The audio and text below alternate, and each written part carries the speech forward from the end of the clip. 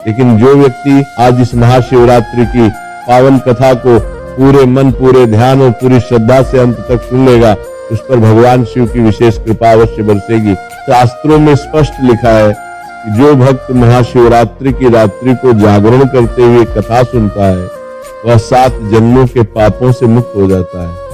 गरुड़ पुराण और शिव पुराण में कहा गया है कि महाशिवरात्रि की एक रात का जागरण हजारों यज्ञों के बराबर फल देता है। ये कोई साधारण बात नहीं है, ये वह रात है जब स्वयं महाकाल जागते हैं और अपने भक्तों की पुकार सुनते हैं। ये वह रात है जब तीनों लोकों में एक विशेष ऊर्जा का संचार होता है। देवता, ऋषि, मुनि और अप्सराएं भी इस रात भगवान शिव की आराधना करते हैं। कथा केवल सुनने की मस्ती नहीं होती, कथा वह पुण्य है जो बिना धन के कमाया जाता है। यह ऐसा पुण्य है जो आपके परिवार की रक्षा करता है, आपकी संतान के कष्ट हर लेता है और आपके जीवन में भोलेनाथ का सीधा आशीर्वाद लाता है। कथा सुनने से मन की शुद्धि होती है, विचारों में पवित्रता आती है और जीवन में एक नई दिशा मिलती है। यदि आप अपने परिवार के लिए, अपनी संतान के मंगल के लिए और अपने जीवन में महाकाल की कृपा चाहते हैं, तो आज इस कथा को एक परीक्षा की तरह नहीं, एक आशीर्वाद की तरह अंत तक सुनिए। अपने मन को शांत कीजिए, अपने मोबाइल को एक तरफ रखिए और पूरे ध्यान से इस दिव्य कथा में डूब जाइए। आइए अब इस पावन महाशिवरात्रि कथा का शुभारंभ करते हैं। ध्यान से सुनिए और मन ही मन महादेव का नाम जपते रहिए। हर हर महादेव। बहुत पुराने समय की बात है, जब धरती पर सतयुग का अंत हो रहा था और त्रेता युग की शुरुआत होने वाली थी। वह समय था जब लोगों के दिलों में अभी भी धर्म और सत्य का बोलबाला था, लेकिन धीरे धीरे अधर्म के बीज भी अंकुरित होने लगे थे। हिमालय की तलहटी में जहां बर्फीली चोटियां आसमान को छूती थीं और पवित्र नदियां कलकल करती हुई बहती थीं, एक छोटा सा गांव बसा हुआ था। उस गांव का नाम था देवपुरा। ये गांव बहुत ही सुंदर था।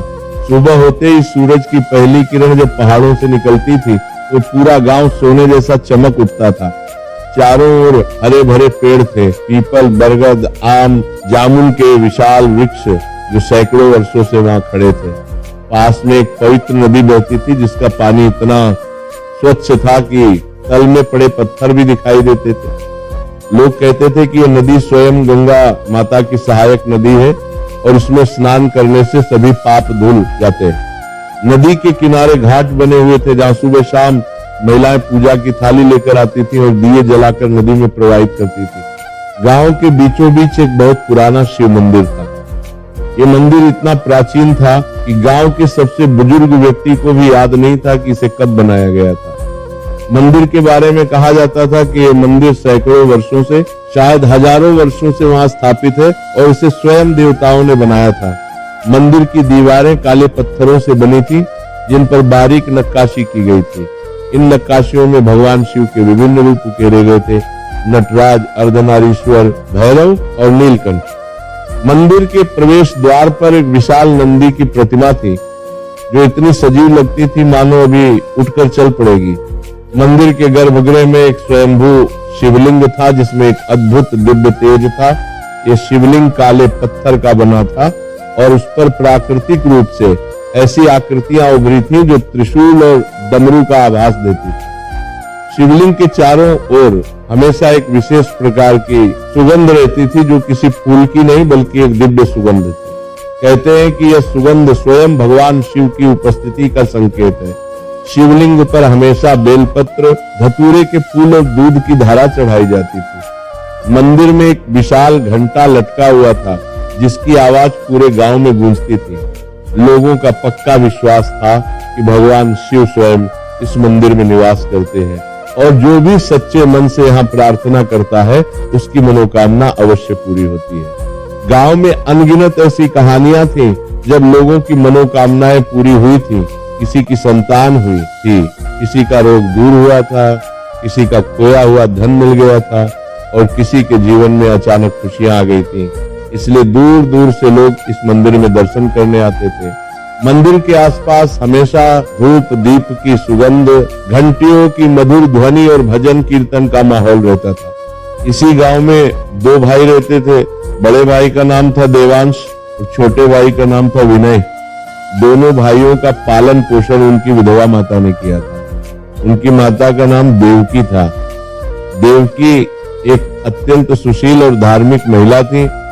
उनके पिता की मृत्यु तब हो गई थी जब विनय बहुत छोटा था, मुश्किल से 3-4 साल का। उस समय देवांश केवल 8 साल का था। पिता की मृत्यु का कारण एक दुर्घटना थी। वे गांव से शहर जा रहे थे। जब रास्ते में उनकी बैलगाड़ी पलट गई और उनकी मौके पर ही मृत्यु हो गई। उस समय देवकी की उम्र मात्र 25 वर्ष थी।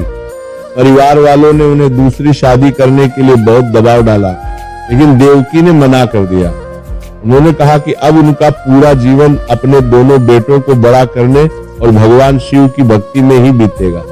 उन्होंने सफेद साड़ी पहनना शुरू कर दिया और अपना पूरा समय बच्चों और भक्ति में लगा दिया। देवकी बहुत ही धार्मिक और सरल स्वभाव की महिला थी। वह रोज सुबह ब्रह्म मुहूर्त में उठती थी, जब अभी सूरज नहीं निकलता था और आसमान में तारे टिमटिमाते रहते थे।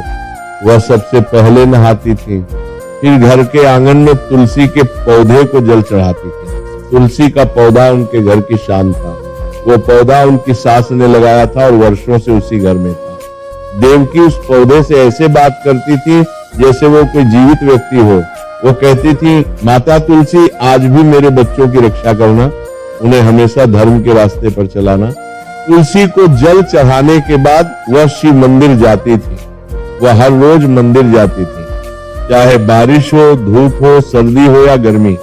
उनके हाथ में एक छोटी सी थाली होती थी जिसमें बेलपत्र, फूल, धूप, दिया और थोड़ा सा दूध होता था।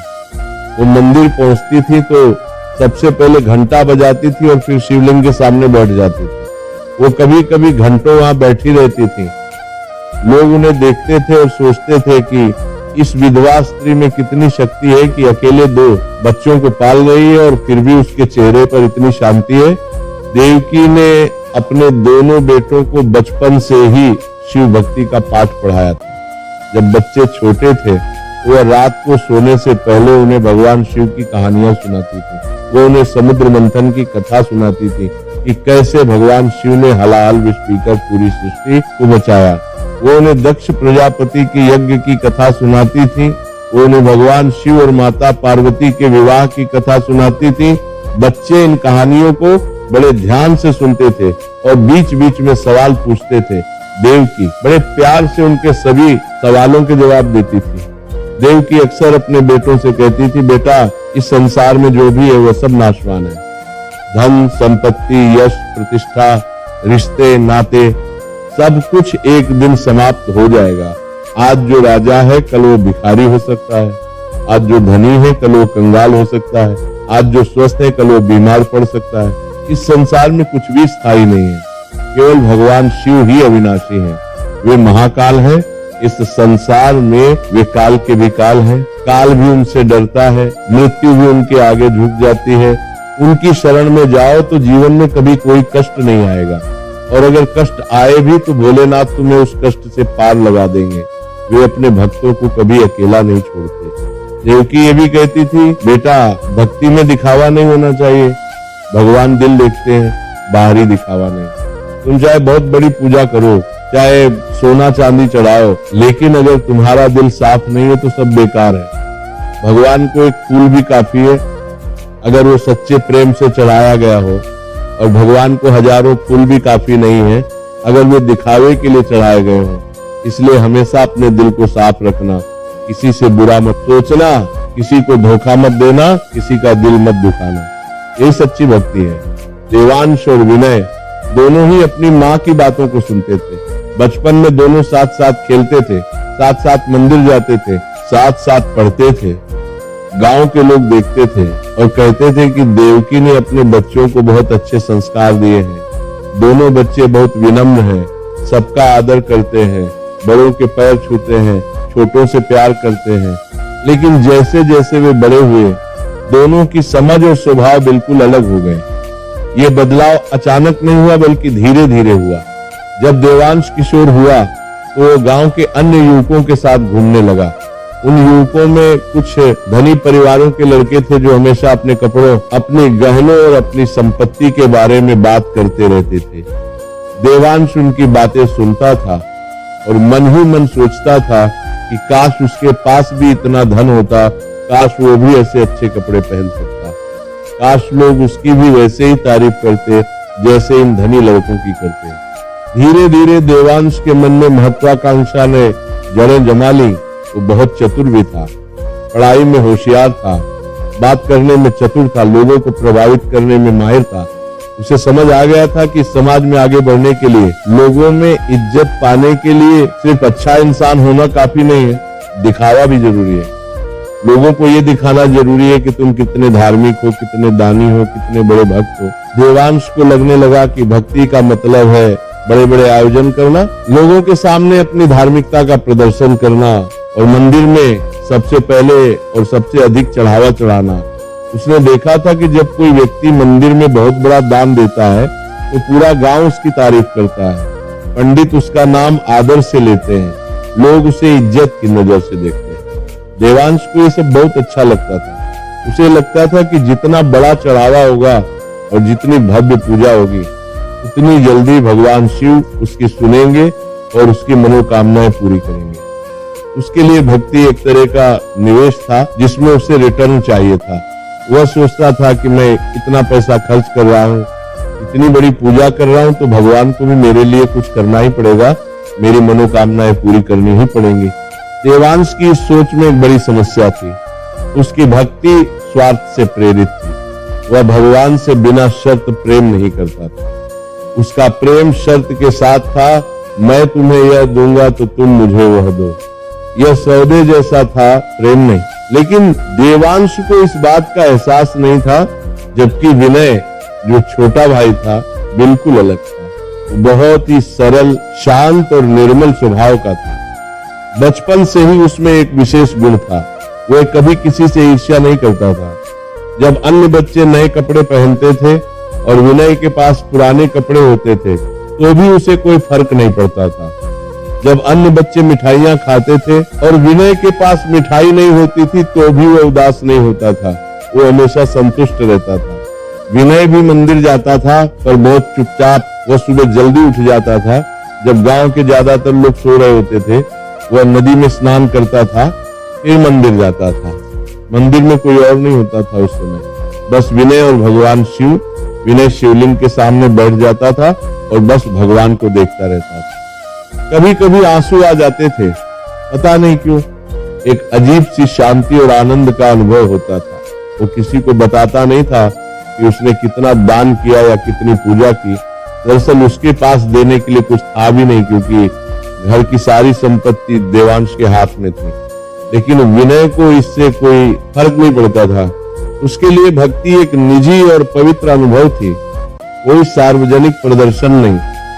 वह जब भी भगवान शिव के सामने जाता तो बस इतना कहता, हे भोलेनाथ, मैं आपका हूं और आप मेरे हो, बस इतना ही मुझे काफी है, मुझे और कुछ नहीं चाहिए। न धन चाहिए, न यश चाहिए, न प्रतिष्ठा चाहिए, बस आपके चरणों में जगह मिल जाए।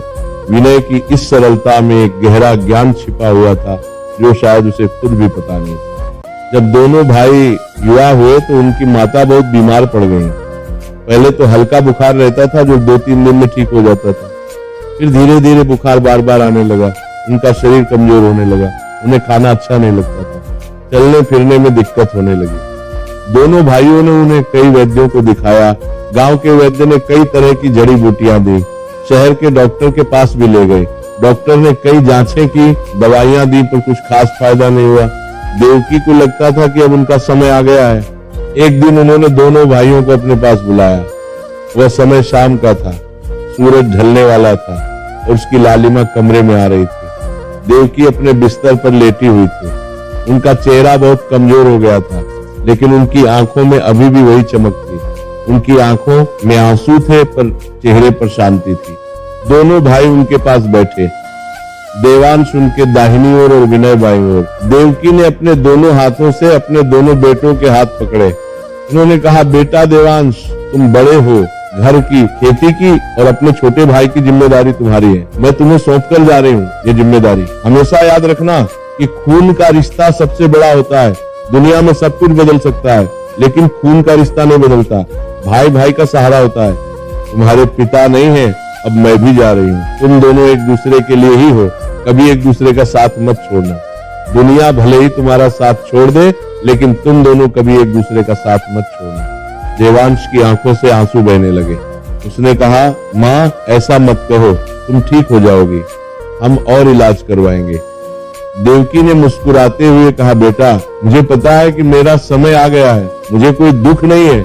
मैंने अपना जीवन भगवान शिव की भक्ति में बिताया है, मैंने तुम दोनों को बड़ा किया है, अब मैं शांति से जा सकती हूँ। लेकिन तुम दोनों को एक बात याद रखनी है, हमेशा भोलेनाथ को याद रखना। वे ही तुम्हारे सच्चे रक्षक हैं, वे ही तुम्हारे माता भी हैं, पिता भी हैं, मित्र भी हैं, सहायक भी हैं। उनकी शरण में रहोगे तो कभी कोई कष्ट नहीं आएगा। फिर उन्होंने विनय की ओर देखा। विनय रो रहा था, वह छोटा था और माँ से बहुत लगाव था। देवकी ने कहा, बेटा विनय, तुम छोटे हो पर तुम्हारा मन बहुत साफ है, तुम्हारे दिल में कोई बुराई नहीं। इसी तरह हमेशा अपने मन को साफ रखना, अपने बड़े भाई का हमेशा सम्मान करना। वे कभी कठोर बोले या कुछ गलत करें तो भी तुम अपना धर्म नहीं भूलना। याद रखना कि सच्ची भक्ति दिखावे में नहीं, मन की शुद्धता में होती है। तुम भगवान से कभी कुछ मांगना मत, बस उनसे प्रेम करना, बस उनके चरणों में बैठे रहना, यही काफी है। दोनों भाइयों ने रोते हुए अपनी माँ के पैर छुए। देवकी ने अपने दोनों बेटों के सिर पर हाथ रखा और कहा, मेरा आशीर्वाद तुम दोनों के साथ है, भगवान शिव तुम दोनों की रक्षा करे। उन्होंने दोनों से वादा करवाया कि वे हमेशा साथ रहेंगे, कभी एक दूसरे से लड़ेंगे नहीं और हमेशा भगवान शिव की भक्ति करते रहेंगे। दोनों भाइयों ने सिर हिलाकर हाँ कहा।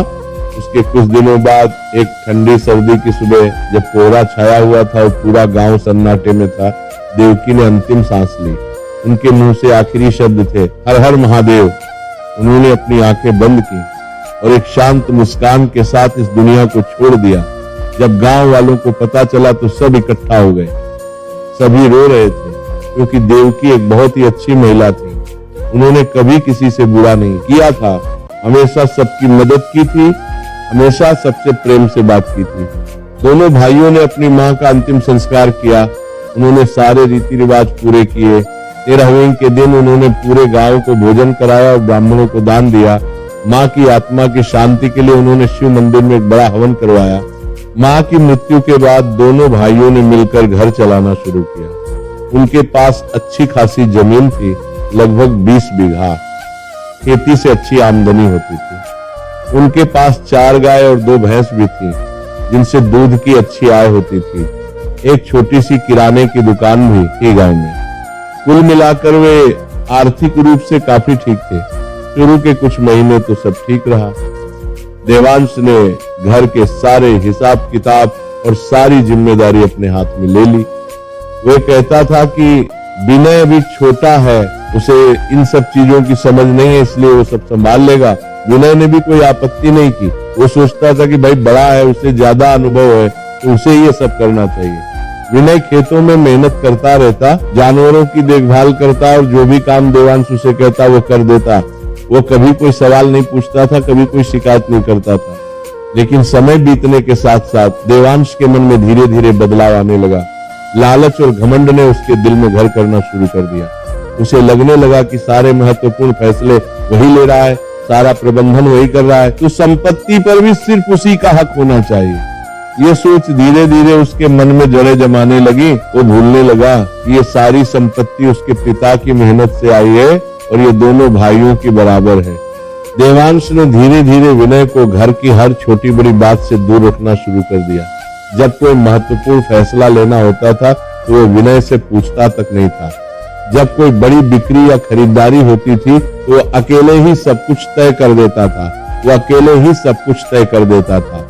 कहता, तुम बस खेत संभालो, घर के फैसले मैं लूंगा, तुम्हें इन सब चीजों से कोई मतलब नहीं होना चाहिए, तुम इन चीजों को समझते भी नहीं हो। विनय कभी विरोध नहीं करता था। पहली बात तो ये कि वह स्वभाव से ही बहुत सरल और शांत था। दूसरी बात ये कि उसे अपने बड़े भाई पर पूरा भरोसा था।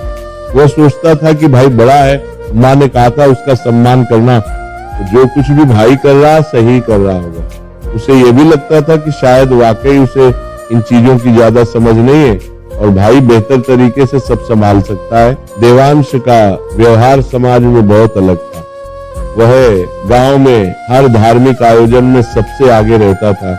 होली हो, दिवाली हो, जन्माष्टमी हो या कोई भी त्योहार, देवांश सबसे ज्यादा दान देता था। गांव में कोई भी पूजा, यज्ञ या धार्मिक कार्यक्रम हो तो देवांश सबसे ज्यादा पैसा लगाता और सबसे बड़ा चढ़ावा चढ़ाता। मंदिर की मरम्मत करवानी हो तो देवांश आगे आता। किसी गरीब की शादी में मदद करनी हो तो देवांश का नाम सबसे पहले आता। लेकिन ये सब वो इसलिए नहीं करता था कि उसे सच में किसी की मदद करनी है या भगवान से सच्चा प्रेम है। वो ये सब इसलिए करता था ताकि लोग उसकी तारीफ करें, ताकि समाज में उसका नाम हो, ताकि लोग कहें कि देवांश कितना अच्छा आदमी है, कितना धार्मिक है। खासकर जब महाशिवरात्रि जैसे बड़े पर्व आते तो देवांश की तैयारियां देखने लायक होती थी। वो महीनों पहले से योजना बनाना शुरू कर देता। वो सोचता रहता कि इस बार क्या खास किया जाए जिससे पूरे गांव में उसकी चर्चा हो। वो शहर से सबसे महंगे फूल मंगवाता, गुलाब, कमल, चमेली, चंपा, बेला, सबसे बढ़िया प्रसाद बनवाता। केसर वाली खीर, सूखे मेवों से भरे लड्डू, बासुंदी, रबड़ी, सोने चांदी के आभूषण शिवलिंग पर चढ़ाता, सोने का कलश, चांदी का त्रिशूल, चांदी की डमरू। वह पूरे गांव को बुलाकर भव्य भंडारा करवाता जिसमें हजारों लोग खाना खाते। पूरी सब्जी, खीर, जलेबी, समोसे, क्या क्या नहीं बनता था।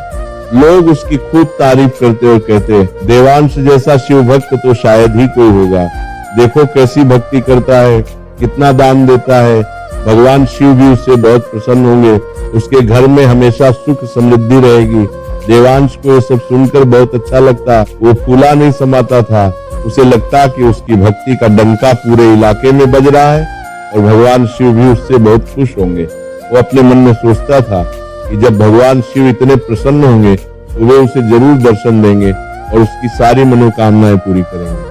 लेकिन घर के भीतर उन चार दीवारों के अंदर देवांश का असली चेहरा कुछ और ही था। वो विनय के साथ बहुत बुरा व्यवहार करता था। खाने के समय जब भोजन बनता था तो देवांश और उसकी पत्नी पहले खाते थे और वो भी सबसे अच्छा खाना। विनय के लिए जो बचता था वही रख दिया जाता था। कभी कभी तो ऐसा भी होता कि अच्छी सब्जी बन चुकी होती थी, विनय काम करके आता था भूखा प्यासा, लेकिन उसके लिए सिर्फ रोटी और दाल ही बची होती थी। अच्छी सब्जी, पनीर, दही, मिठाई सब खत्म हो चुकी होती थी। कभी कभी तो ऐसा भी होता कि विनय को खाना भी ठीक से नहीं मिलता और वो आधा पेट खाकर ही सो जाता। विनय कभी शिकायत नहीं करता था। वो चुपचाप जो भी मिलता उसे खा लेता और अपने काम में लगा रहता। वो सोचता था कि शायद घर में अभी कम सामान है या शायद भाई को ज्यादा अच्छा खाना चाहिए क्योंकि वो बाहर समाज में जाते हैं। देवांश अपनी पत्नी से कहता, देखो उसे ज्यादा अच्छा खाना देने की जरूरत नहीं है, वो तो बस खेतों में काम करता है, उसे क्या फर्क पड़ता है कि क्या खाया। हम तो बाहर समाज में जाते हैं, मंदिर जाते हैं, लोगों से मिलते हैं, हमें अच्छा खाना चाहिए, हमें स्वस्थ दिखना चाहिए। उसकी पत्नी भी वैसी ही सोच रखती थी। वह भी विनय के साथ बहुत रूखा व्यवहार करती थी। गांव में त्योहारों के समय नए कपड़े बनवाने का रिवाज था। दिवाली आती थी, होली आती थी, तो हर कोई नए कपड़े बनवाता था। देवांश अपने लिए और अपनी पत्नी के लिए सबसे महंगे और सुंदर कपड़े बनवाता। रेशमी कुर्ता, कशीदाकारी वाली धोती, महंगी साड़ियां। लेकिन विनय के लिए साल में 1 या 2 बार ही साधारण कपड़े बनवाता, वह भी सबसे सस्ते। विनय के कपड़े अक्सर फटे और पुराने होते। कभी कभी वो उन्हें खुद ही सी लेता था, लेकिन उसे इसकी कोई परवाह नहीं थी। वो अपने काम में लगा रहता। विनय की दिनचर्या बहुत साधारण थी। वह सुबह सूरज निकलने से पहले उठ जाता। अंधेरे में ही वह नदी पर नहा लेता था, चाहे कितनी भी ठंड क्यों ना हो। फिर वह चुपचाप घर लौटता और सीधे खेतों में चला जाता। पूरा दिन वह मेहनत करता, हल चलाना, बीज बोना, सिंचाई करना, फसल काटना, फिर गायों और भैंसों को चारा पानी देना, उनका गोबर साफ करना, दूध दूहना। शाम को जब सूरज ढलने लगता तो वह थका हारा घर लौटता। उसका शरीर टूट जाता था, लेकिन वो कभी शिकायत नहीं करता था। रात को जब सब सो जाते तो विनय अपने छोटे से कमरे में एक छोटा सा दिया जलाता। ये दिया मिट्टी का बना हुआ था और काफी पुराना था। ये दिया उसकी माँ का था। माँ रोज इसी दिए में तेल डालकर तुलसी के पौधे के पास जलाती थी। जब माँ की मृत्यु हुई तो विनय ने दिया संभाल कर रख लिया था। ये दिया उसके लिए माँ की निशानी था। विनय अपने कमरे में भगवान शिव की एक छोटी सी तस्वीर रखता था जो उसकी माँ ने उसे दी थी। उस तस्वीर के सामने बैठता और धीमी आवाज में कहता, हे भोलेनाथ, आप तो सबके हैं और मैं भी आपका हूँ। मुझे कुछ नहीं चाहिए कर साहब, बस आपके चरणों में जगह मिल जाए। आप मेरे माता पिता हो, मेरे भाई हो, मेरे मित्र हो, मेरा सब कुछ हो, मेरे भैया का कल्याण हो और वे हमेशा खुश रहे। कभी कभी विनय घंटों वहीं बैठा रहता, उसे नींद नहीं आती थी, बस भगवान शिव की तस्वीर को देखता रहता और मन ही मन ओम नमः शिवाय का जाप करता रहता। गांव में एक बुजुर्ग साधु रहते थे, उनका नाम था बाबा त्रिलोकनाथ। ये बाबा कोई साधारण व्यक्ति नहीं थे। लोग कहते थे कि बाबा कोई साधारण साधु नहीं है, बल्कि वे एक सिद्ध पुरुष है। उनके पास भगवान शिव का साक्षात आशीर्वाद है और वे लोगों का भूत, वर्तमान और भविष्य देख सकते हैं। बाबा की उम्र कोई नहीं जानता था। कुछ लोग कहते थे कि वे 100 साल से ज्यादा के हैं, कुछ कहते थे कि वे तो 150 साल के हैं, लेकिन उनके चेहरे पर एक अजीब सी चमक थी, एक दिव्य तेज था जो उनकी उम्र को छिपा देता था। बाबा त्रिलोकनाथ अक्सर गांव में घूमते रहते थे। वे कभी किसी से कुछ मांगते नहीं थे। जो कोई उन्हें प्रेम से कुछ देता था वे ले लेते थे, नहीं तो वे बिना कुछ खाए पिए भी दिनों गुजार देते थे। वे लोगों को धर्म और कर्म का उपदेश देते थे। वे बहुत ही सरल कपड़े पहनते थे। एक फटा हुआ गेरुआ वस्त्र जो उनके शरीर पर लिपटा रहता था, उनके हाथ में एक छोटा सा डमरू होता था और गले में रुद्राक्ष की एक बड़ी माला। उनके माथे पर त्रिपुंड लगा रहता था और उनकी जटाएं बहुत लंबी थी। जब भी कोई उनके पास जाता तो वे बड़े प्रेम से उसे समझाते और उसकी समस्या का समाधान बताते। लेकिन उनकी एक खासियत थी, वे कभी सीधे सीधे कुछ नहीं कहते थे। वे कहानियों के माध्यम से, उदाहरणों के माध्यम से समझाते थे और जो व्यक्ति समझदार होता था वो उनकी बात समझ जाता था। एक दिन की बात है, बाबा त्रिलोकनाथ देवांश के घर के सामने से गुजर रहे थे। उस समय दोपहर का वक्त था, गर्मी का मौसम था और धूप बहुत तेज थी। देवांश अपने घर के बाहर बैठा हुआ था, एक पेड़ की छाया में। जैसे ही उसने बाबा को देखा तुरंत उठा। वो जानता था कि बाबा को सम्मान देना चाहिए क्योंकि पूरा गांव उनका सम्मान करता है। उसने बड़े सम्मान के साथ बाबा के पास जाकर उनके पैर छुए और बोला, बाबा आपके दर्शन से मेरा घर पवित्र हो गया। आप इतनी गर्मी में पैदल चल रहे हैं, कृपया अंदर आइए, थोड़ा आराम कीजिए और भोजन ग्रहण कीजिए, मैं धन्य हो जाऊंगा। बाबा ने देवांश के चेहरे को गौर से देखा। उनकी आंखों में एक अजीब सी चमक आई। वे मुस्कुराए और बोले, ठीक है बेटा, चलो। बाबा घर के अंदर आए।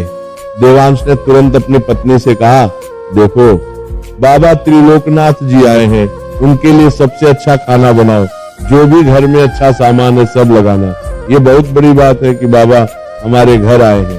देवांश ने बाबा को घर की सबसे अच्छी जगह बिठाया, एक नरम गद्दे पर जिस पर रेशमी चादर बिछी थी। उसने बाबा के पैर धोने के लिए पानी लाया, बाबा के सामने एक छोटी सी चौकी रखी और खुद उनके सामने बैठ गया।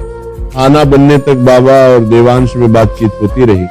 देवांश बार बार अपनी धार्मिकता का बखान कर रहा था।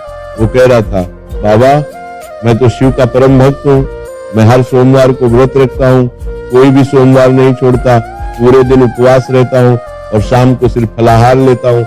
हर महीने मंदिर में दान देता हूँ। पिछले महीने मैंने मंदिर में 500 रुपए दान दिए थे और हर महाशिवरात्रि पर बहुत बड़ी पूजा करवाता हूँ। पिछले साल मैंने मंदिर में सोने का कलश चढ़ाया था जिसकी कीमत 2000 रुपए थी। पूरे गांव में चर्चा हुई थी। इस बार मैं सोच रहा हूँ कि एक चांदी का त्रिशूल और एक बड़ा सा नंदी चढ़ाऊं। मैंने शहर में पूछताछ भी कर ली है, लगभग 5000 रुपए का खर्चा आएगा। बाबा चुपचाप सुन रहे थे। उनके चेहरे पर एक अजीब सी मुस्कान थी। वो मुस्कान कुछ कह रही थी लेकिन देवांश को समझ नहीं आ रहा था। बाबा ने कुछ नहीं कहा, बस सुनते रहे। कुछ देर बाद खाना आ गया। देवांश की पत्नी ने बहुत अच्छा खाना बनाया था। गर्मा गर्म पूरियां, 3 तरह की सब्जियां, दाल, चावल, रायता, पापड़, अचार और मिठाई में गुलाब जामुन। देवांश ने बड़े प्रेम से बाबा को खाना परोसा। उसने खुद अपने हाथों से बाबा की थाली में सब कुछ परोसा। बाबा ने खाना खाया। खाना बहुत ही स्वादिष्ट बना था। खाना खाने के बाद बाबा ने कहा, बेटा खाना बहुत अच्छा था, भगवान तुम्हारा भला करे। देवांश बहुत खुश हो गया। उसे लगा कि आज उसने बहुत बड़ा पुण्य कमाया है।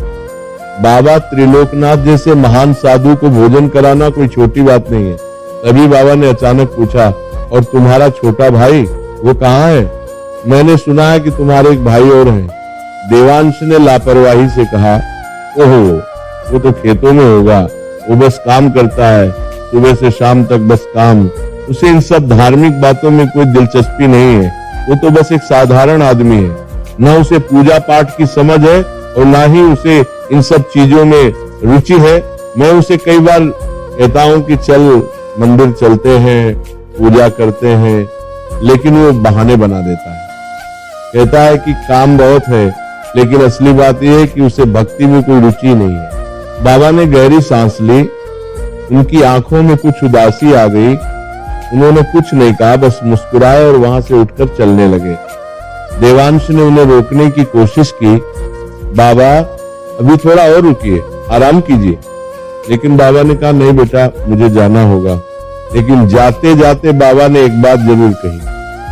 उन्होंने देवांश की आंखों में सीधे देखा और धीमी लेकिन गंभीर आवाज में कहा, देवांश सुनो, भगवान शिव को दिखावे की भक्ति नहीं, सच्चे मन की भक्ति चाहिए। तुम सोना चांदी चढ़ा सकते हो, हजारों रुपए खर्च कर सकते हो, हर सोमवार व्रत रख सकते हो, लेकिन अगर तुम्हारे मन में अहंकार है, लालच है और अपने भाई के प्रति प्रेम नहीं है, तो तुम्हारी भक्ति खोखली है। भगवान मन देखते हैं, चढ़ावा नहीं। भगवान दिल देखते हैं, दिखावा नहीं। इस बात को याद रखना। एक दिन भोलेनाथ तुम्हें इसका असली अर्थ समझा देंगे, और जब वो दिन आएगा तो तुम्हें बहुत दुख होगा, लेकिन वही दुख तुम्हें सच्चाई का रास्ता दिखाएगा। देवांश ने बाबा की बात को गंभीरता से नहीं लिया। उसे लगा कि बाबा बूढ़े हो गए हैं, इसलिए ऐसी उलटी सीधी बातें करते हैं। उसे तो अपनी भक्ति पर पूरा गर्व और भरोसा था। वो सोचता था कि उसने इतना कुछ किया है भगवान के लिए, तो भगवान भी उसका खास ख्याल रखेंगे और उसकी हर मनोकामना पूरी करेंगे। वह मन ही मन हंसा और सोचा कि बाबा को शायद मेरी बात से जलन हो गई होगी, इसलिए ऐसा कह रहे हैं। उसी साल कुछ महीनों बाद महाशिवरात्रि का पवित्र पर्व आने वाला था। फाल्गुन मास की कृष्ण पक्ष की चतुर्दशी को महाशिवरात्रि मनाई जाती है। पूरे गांव में उत्साह और उमंग का माहौल था। महाशिवरात्रि हिंदू धर्म का सबसे बड़ा त्योहार माना जाता है। कहा जाता है कि इसी दिन भगवान शिव और माता पार्वती का विवाह हुआ था। यह भी कहा जाता है कि इस रात भगवान शिव ने तांडव नृत्य किया था और सृष्टि की रचना, पालन और संहार का चक्र शुरू किया था। शास्त्रों में लिखा है कि जो व्यक्ति महाशिवरात्रि की रात को जागरण करता है, व्रत रखता है और भगवान शिव की पूजा करता है, उसके सारे पाप धुल जाते हैं और वह मोक्ष का अधिकारी बन जाता है। गरुड़ पुराण में कहा गया है कि महाशिवरात्रि की रात को जागने वाला व्यक्ति यमलोक में नहीं जाता।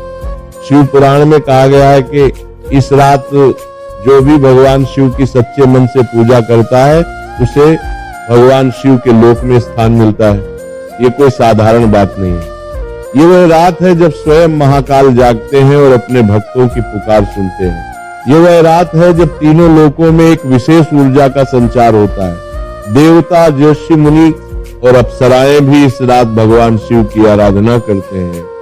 ब्रह्मा और विष्णु भी इस रात भगवान शिव की पूजा करते हैं। गांव के मंदिर को फूलों और दियों से सजाया जा रहा था। हर घर में तैयारियां चल रही थी। महिलाएं मेहंदी लगा रही थी, नए कपड़े तैयार कर रही थी, विशेष प्रसाद बना रही थी। बच्चे उत्साहित थे क्योंकि रात भर जागरण होगा और कई तरह के खेल और कार्यक्रम होंगे। देवांश ने इस बार पहले से भी बड़ी तैयारी की थी। उसने 2 महीने पहले से ही योजना बनानी शुरू कर दी थी। उसने शहर से सबसे महंगा चढ़ावा मंगवाया था, एक बड़ा सा चांदी का त्रिशूल जो 2 फीट लंबा था और जिस पर बारीक नक्काशी की गई थी, एक सोने का कलश जिसमें गंगा जल भरा जाना था, केसर और गुलाब जल से बना हुआ खास प्रसाद, सैकड़ों किलो फल, सेब, केले, अंगूर, संतरे, हजारों बेलपत्र, जो खास तौर पर एक पवित्र बेल के पेड़ से तोड़े गए थे, धतूरे के सैकड़ों फूल, उसने 5 पंडितों को बुलाया था जो पूरे गांव में सबसे विद्वान माने जाते थे। ये पंडित पूरी रात वेद मंत्रों का उच्चारण करेंगे। उसने रुद्राभिषेक की व्यवस्था की थी, जिसमें शिवलिंग पर दूध, दही, घी, शहद और गंगाजल की धारा चढ़ाई जाएगी। उसने पूरे गांव को भंडारे का निमंत्रण दे दिया था। लगभग 500 लोग आने वाले थे। भंडारे के लिए उसने विशेष व्यवस्था की थी। पूरी, छोले, आलू की सब्जी, रायता, पापड़, अचार, खीर, जलेबी और गुलाब जामुन। उसने 10 रसोइयों को बुलाया था जो पूरी रात खाना बनाएंगे। उसने मंदिर के चारों ओर हजारों दिए जलाने की व्यवस्था की थी। उसने एक भजन मंडली को भी बुलाया था जो पूरी रात भजन गाएगी। गांव के लोग आपस में बात कर रहे थे, इस बार तो देवांश ने कमाल कर दिया है। ऐसी भव्य पूजा तो पहले कभी नहीं हुई। लगता है कि देवांश सच में बहुत बड़ा शिव भक्त है। भगवान शिव भी उससे बहुत प्रसन्न होंगे। कुछ लोग कहते थे, देखो कितना खर्चा कर रहा है, कम से कम 10,000 रुपए तो खर्च होंगे। लेकिन देवांश को कोई फिक्र नहीं, वो तो भगवान के लिए सब कुछ कर सकता है। देवांश को ये सब सुनकर बहुत खुशी हो रही थी। उसे लगता था कि इस महाशिवरात्रि पर भगवान शिव उसे जरूर दर्शन देंगे और उसकी हर मनोकामना पूरी करेंगे। वो मन ही मन सोच रहा था कि इस बार जब भगवान शिव प्रसन्न होंगे तो वो उनसे मांगेगा कि उसका व्यापार और बढ़े, उसकी संपत्ति दोगुनी हो जाए, उसे एक बेटा हो और गांव में उसका नाम सबसे ऊपर हो। वह सोच रहा था कि भगवान शिव को तो उसकी सुनना ही पड़ेगा, क्योंकि उसने इतनी बड़ी पूजा की है। महाशिवरात्रि की शाम आ गई।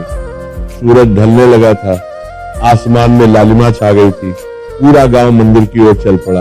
बच्चे, बूढ़े, जवान, महिलाएं सभी अपने अपने घरों से निकलकर मंदिर की ओर जा रहे थे। लोगों के हाथों में पूजा की थालियां थीं, जिनमें फूल, बेलपत्र, धूप, दिए और प्रसाद था। मंदिर में दियों की रोशनी से पूरा वातावरण दिव्य हो गया था। हजारों दिए जल रहे थे। मंदिर की दीवारें, छत, आंगन, सब जगह दियों की रोशनी थी। ऐसा लग रहा था मानो धरती पर तारे उतर आए हों। घंटियों की आवाज गूंज रही थी। मंदिर के विशाल घंटे को लोग बार बार बजा रहे थे और उसकी गूंज पूरे गांव में फैल रही थी। हवा में फूलों की महक फैली हुई थी। गुलाब, चमेली, बेला, चंपा। धूप की सुगंध और कपूर की खुशबू मिलकर एक दिव्य वातावरण बना रही थी। मंदिर के बाहर भजन मंडली ने गाना शुरू कर दिया था। शिव शंकर भोलेनाथ हर हर महादेव की आवाज गूंज रही थी। बार नेने ने भूल बिल्कुले, दल की करले गूंज रही थी। देवांश सबसे पहले मंदिर पहुंचा। उसने बहुत शानदार कपड़े पहने हुए थे, रेशमी सफेद धोती और कुर्ता, गले में रुद्राक्ष की माला, माथे पर चंदन का बड़ा सा तिलक। उसकी पत्नी भी बहुत सुंदर साड़ी पहनकर आई थी। देवांश ने अपना चढ़ावा बड़े गर्व से सबको दिखाया। लोग देखकर वाह वाह कर रहे थे। देखो कितना बड़ा चांदी का त्रिशूल है और ये सोने का कलश तो बहुत कीमती लगता। लोग आपस में फुसफुसा रहे थे। पंडितों ने पूजा शुरू की। वे संस्कृत में मंत्रों का उच्चारण कर रहे थे। ओम नमः शिवाय, ओम त्र्यंबकम यजामहे, रुद्राय नमः। मंत्रों की आवाज में एक विशेष शक्ति थी। देवांश सबसे आगे बैठा था, ठीक शिवलिंग के सामने।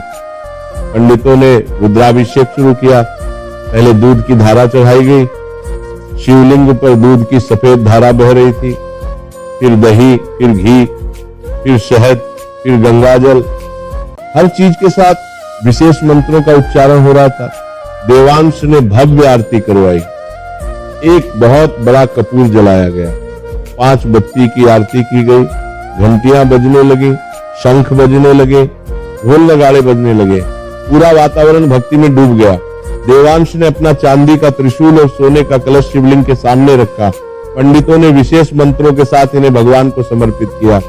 पूरा गांव देख रहा था और देवांश की तारीफ कर रहा था। लोग कह रहे थे, आज तो देवांश ने कमाल कर दिया। ऐसी पूजा तो हमने कभी नहीं देखी। भगवान शिव भी देवांश से बहुत प्रसन्न होंगे। देवांश सब सुन रहा था और मन ही मन बहुत खुश हो रहा था। उसे लगा कि आज उसकी भक्ति का सिक्का जम गया है और पूरा गांव उसे याद रखेगा। वह सोच रहा था कि अब भगवान शिव को उसकी सुनना ही पड़ेगा। रात भर जागरण चलता रहा, भजन मंडली भजन गाती रही, लोग भजन सुनते रहे, कथा सुनते रहे। पंडित महाशिवरात्रि की कथा सुना रहे थे, कैसे भगवान शिव ने हलाहल विष पीकर संसार को बचाया, कैसे उनका विवाह माता पार्वती से हुआ, कैसे उन्होंने गंगा को अपनी जटाओं में धारण किया और देवांश हर समय सबसे आगे बैठा रहा। वो बार बार ये देख रहा था कि लोग उसे देख रहे हैं या नहीं। उसे अपनी भक्ति से ज्यादा लोगों की तारीफ सुनने में मजा आ रहा था। वो मन ही मन सोच रहा था कि अब भगवान शिव को उसकी सुनना ही पड़ेगा, क्योंकि उसने इतनी बड़ी पूजा की है। आधी रात को भंडारा शुरू हुआ, सैकड़ों लोग पंक्तियों में बैठे। देवांश ने खुद कुछ लोगों को भोजन परोसा ताकि सब देखें कि वो कितना विनम्र है। लोगों ने खाना खाया और देवांश की खूब तारीफ की, क्या स्वादिष्ट खाना है। देवांश ने कितनी अच्छी की तारीफ की, देवांश ने कितनी अच्छी की तारीफ की, व्यवस्था की है। वाकई भगवान शिव का सच्चा भक्त है। लेकिन उधर विनय का क्या हाल था? उस महाशिवरात्रि की रात को विनय मंदिर नहीं गया। देवांश ने उसे घर पर ही रहने को कह दिया था। उस दिन सुबह जब विनय खेत से लौटा था तो देवांश ने उससे कहा था, सुनो, आज महाशिवरात्रि है, मैं बहुत बड़ी पूजा करवा रहा हूँ, पूरा गांव आएगा, तुम घर पर ही रहना। कोई तो घर की रखवाली करे, चोरों को पता चल जाएगा कि सब मंदिर में है तो वे घर में सेंध लगा सकते हैं, और वैसे भी तुम्हारे पास पहनने के लिए अच्छे कपड़े भी नहीं है। इतने सारे लोग होंगे, सब अच्छे अच्छे कपड़े पहनकर आएंगे, तुम अपने फटे पुराने कपड़ों में जाओगे तो लोग क्या कहेंगे? वे कहेंगे कि देवांश अपने भाई को भी ढंग के कपड़े नहीं दे सकता। मेरी इज्जत का सवाल है तो तुम घर पर रहे, मैं सब संभाल लूंगा, मैं तुम्हारी तरफ से भी प्रार्थना कर दूंगा। विनय ने कोई आपत्ति नहीं की। उसने सोचा कि शायद भैया सही कह रहे हैं, वाकई उसके पास अच्छे कपड़े नहीं थे और शायद भैया की इज्जत का सवाल है। वो घर पर ही रुक गया। जब शाम को सारा गांव मंदिर की ओर चल पड़ा तो विनय अपने घर की छत पर खड़ा होकर देख रहा था। दूर से मंदिर की रोशनी दिख रही थी, घंटियों की आवाज सुनाई दे रही थी, भजनों की आवाज हवा में तैर रही थी। विनय के दिल में एक अजीब सी टीस उठी। वो भी मंदिर जाना चाहता था, वो भी भोलेनाथ के दर्शन करना चाहता था, लेकिन भैया ने कहा घर पर रहने को तो वो यहीं रहेगा। उसने सोचा कि चलो कोई बात नहीं, मंदिर तो नहीं जा सकता लेकिन घर पर ही भोलेनाथ की पूजा कर लेता हूँ।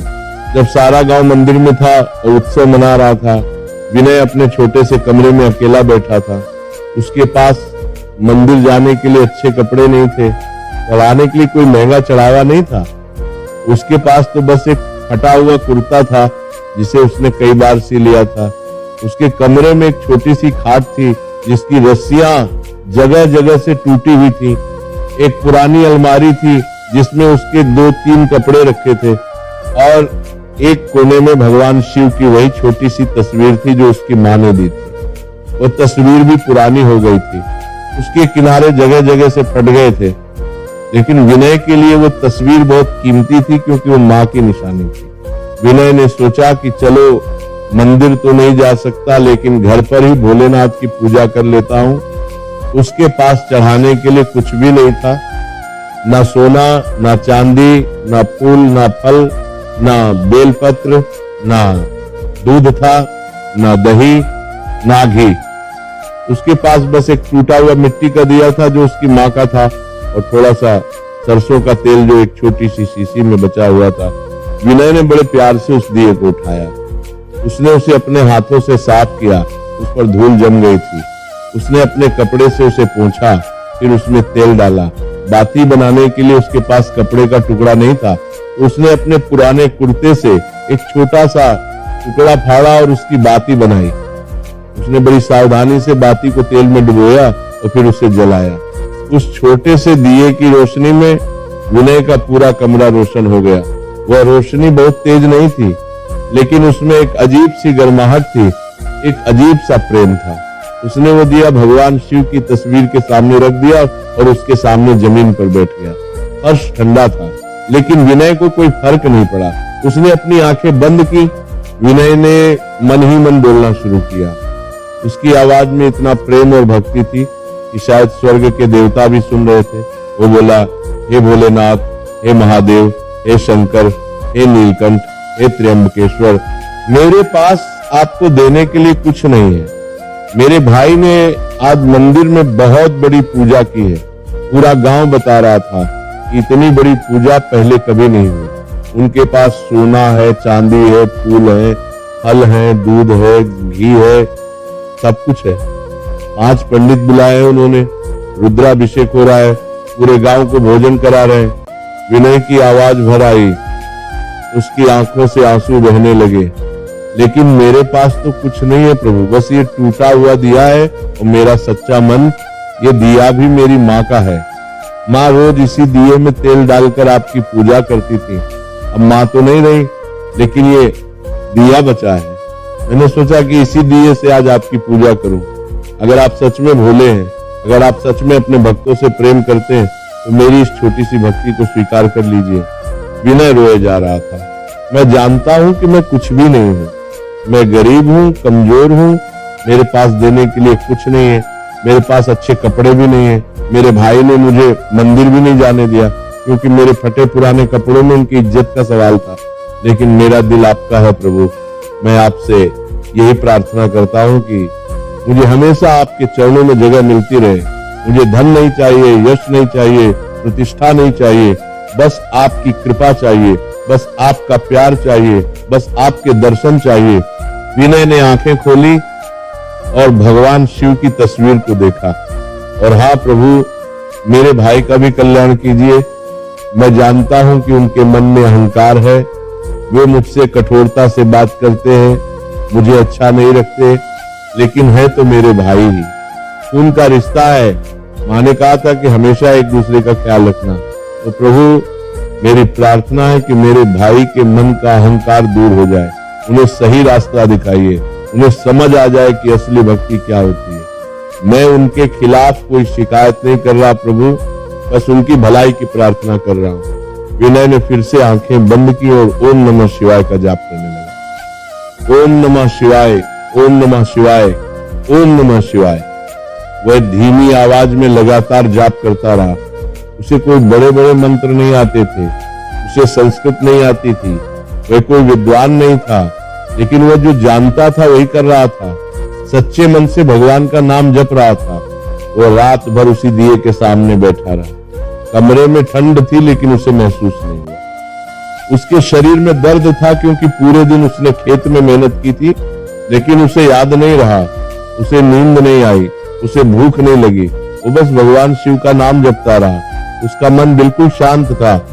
उसे किसी से कोई प्रतिस्पर्धा नहीं थी, किसी को दिखाने की कोई चाह नहीं थी, किसी चीज की कोई इच्छा नहीं थी।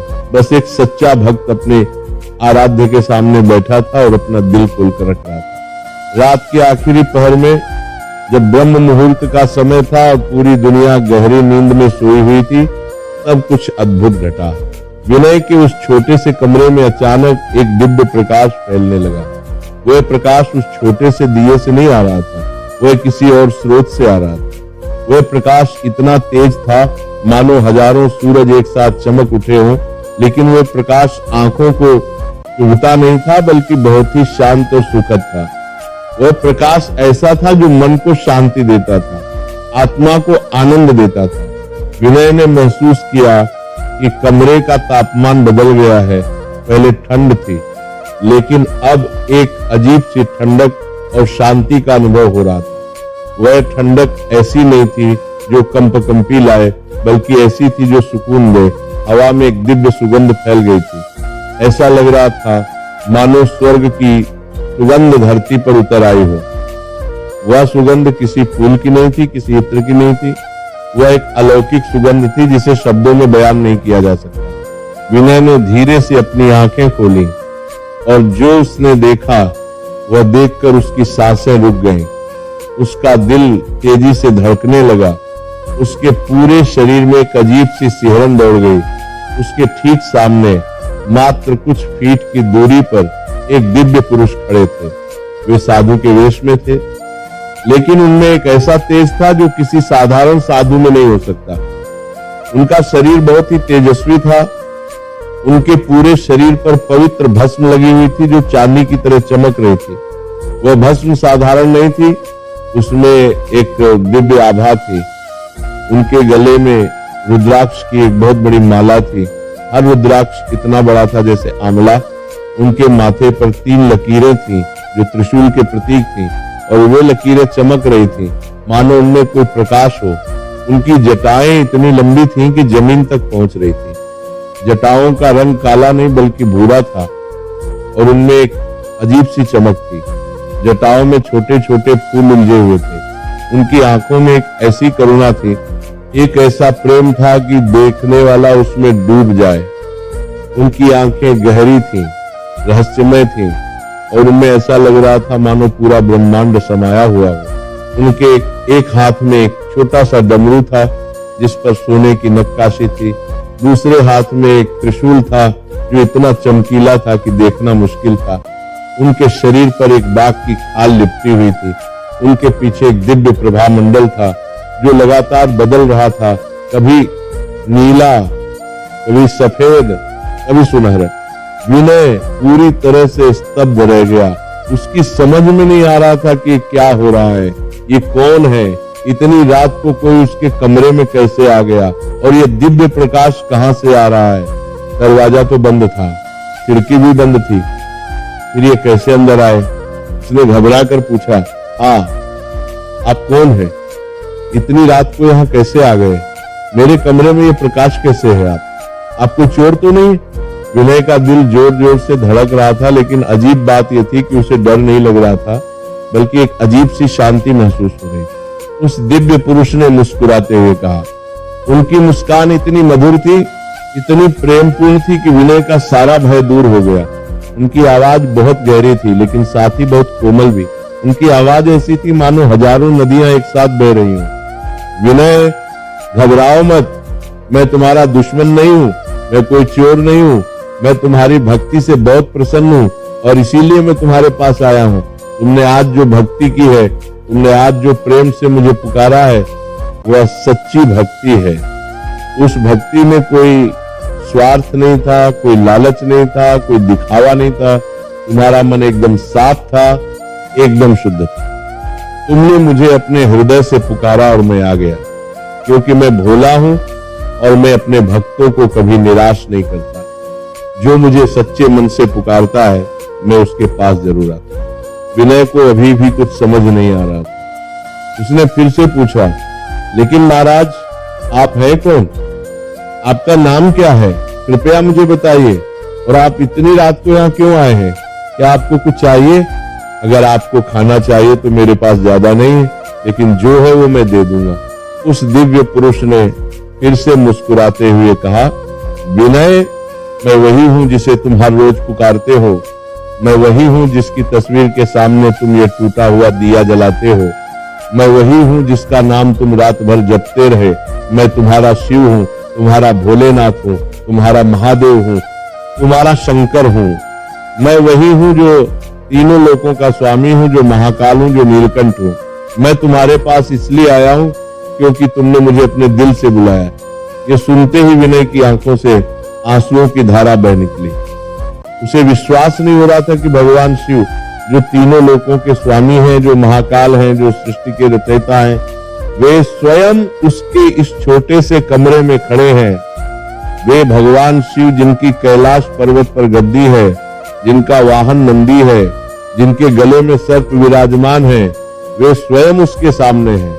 विनय तुरंत उठा, उसके पैर कांप रहे थे। वो भगवान शिव के चरणों में गिर गया।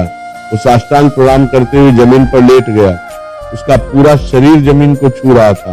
वो रोते हुए बोला, प्रभु प्रभु, ये कैसे संभव है? मैं तो बहुत छोटा हूँ, बहुत तुच्छ हूँ, बहुत साधारण हूँ। मैंने तो आपको कुछ दिया भी नहीं। मेरे पास ना धन है, ना वैभव, ना कोई बड़ा चढ़ावा। बस एक टूटा हुआ दिया था जो मैंने जलाया, और आप जैसे महान भगवान, आप जैसे दयालु प्रभु, आप मेरे जैसे गरीब और साधारण प्राणी के पास आ गए। ये मेरा सौभाग्य है या मैं कोई सपना देख रहा हूँ? कृपया मुझे चिकोटी काट कर जगा दीजिए। अगर ये सपना है। भगवान शिव ने बड़े प्यार से विनय को उठाया। उन्होंने अपने दोनों हाथों से विनय के कंधे पकड़े और उसे खड़ा किया।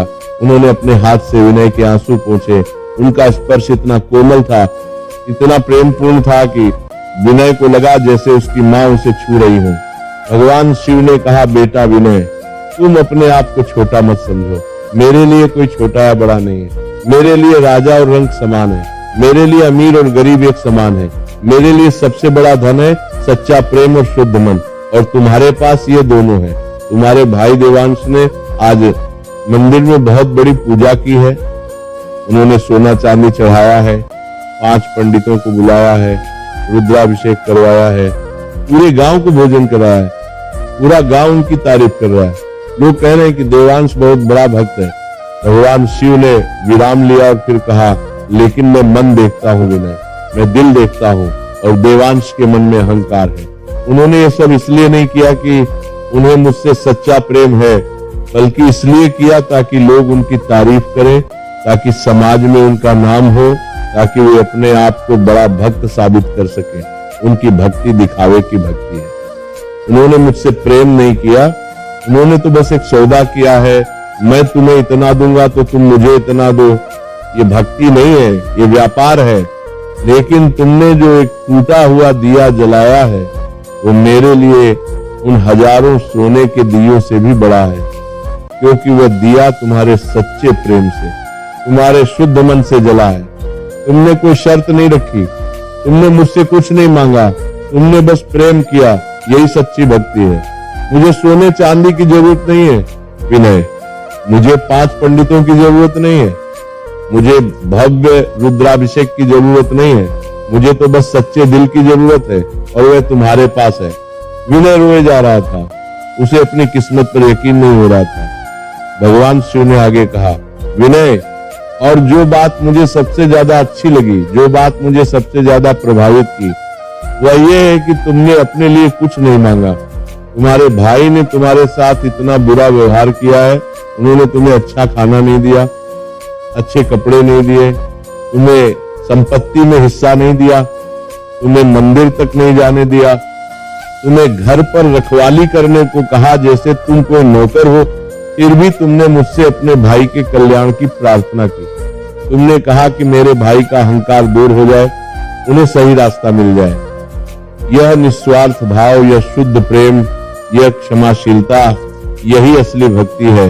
यही मुझे पसंद है। मैं तुमसे बहुत प्रसन्न हूँ, बहुत खुश हूँ। भगवान शिव ने कहा, विनय, मैं तुम्हें एक वरदान देना चाहता हूँ। आज महाशिवरात्रि की रात है। ये वह रात है जब मैं अपने भक्तों की हर मनोकामना पूरी करता हूँ।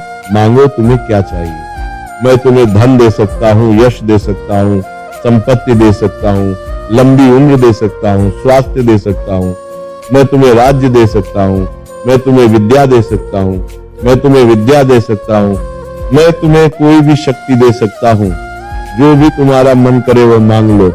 आज महाशिवरात्रि की रात है, और इस रात को मांगा गया वरदान कभी खाली नहीं जाता। मैं वचन देता हूँ कि तुम जो भी मांगोगे वो मैं तुम्हें दूंगा।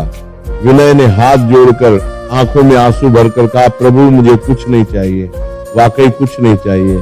मेरे लिए तो यही बहुत है, यही काफी है, यही पर्याप्त है कि आपने मुझे अपने दर्शन दिए। आज मैं धन्य हो गया, आज मेरा जीवन सफल हो गया, आज मेरा जन्म सार्थक हो गया। मुझे न धन चाहिए, न संपत्ति, न यश, न प्रतिष्ठा, न राज्य, न शक्ति। बस इतना चाहता हूं कि मैं हमेशा आपके चरणों में बना रहूं। मेरा मन हमेशा आपके प्रति समर्पित रहे, मैं कभी आपको भूलूं नहीं। मेरी हर सांस में आपका नाम हो, मेरे हर विचार में आप हो, मेरे हर काम में आपका आशीर्वाद हो, मेरे हर काम में आपका आशीर्वाद हो। मार के टुकड़सी में पास में, मार की तरफ से, मेरे मार की तरफ से आपकी तरफ रहे, मार की तरफ से आपके तरफसी में मार।